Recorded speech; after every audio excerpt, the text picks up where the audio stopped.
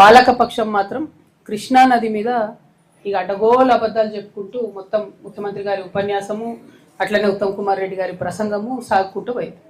నేను ఇవాళ ముఖ్యమంత్రి గారిని ఒకటే అడుగుతా ఉన్నా, అసలు అసెంబ్లీ సమావేశాల్లో మీరు కృష్ణా నది నీళ్ల మీద చర్చ అన్నారు.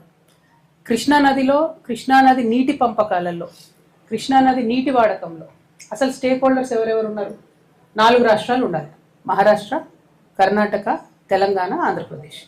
నిన్న చర్చ జరిగింది దేని మీద? మనకు ఏం అన్యాయం జరుగుతుంది కృష్ణానది వాటర్ పంపకాలలో అన్న మీద, దాని మీద చర్చ జరగలేదు. అయితే కాంగ్రెస్ పార్టీ ఎప్పుడైతే state reorganisation act Andhra Telangana విడిపోయినప్పుడు Krishna water river management board అనేది అయితే పెట్టిండ్రో దాంట్లోనే తెలంగాణకు అన్యాయం చేసింది. ఆనాడే ఏం చేయాలి వాళ్ళు? Krishna water river management board అనే దాంట్లో 4 రాష్ట్రాలు కూడా ఉండాలి, 2 రాష్ట్రాలకే అవకాశం ఇచ్చారు. అంటే ఆంధ్ర తెలంగాణ మధ్యలో మాత్రమే నీటి పంపకాల విషయంలో కావచ్చు, దేని విషయంలో కావచ్చు వీళ్ళు స్టేక్ హోల్డర్స్ ఉండాలి అంటారు. ఇవాళ ఈ అంశం నేను స్పెసిఫిక్ ఎందుకు చెప్తా ఉన్నా అంటే, ముఖ్యమంత్రి గారు చాలా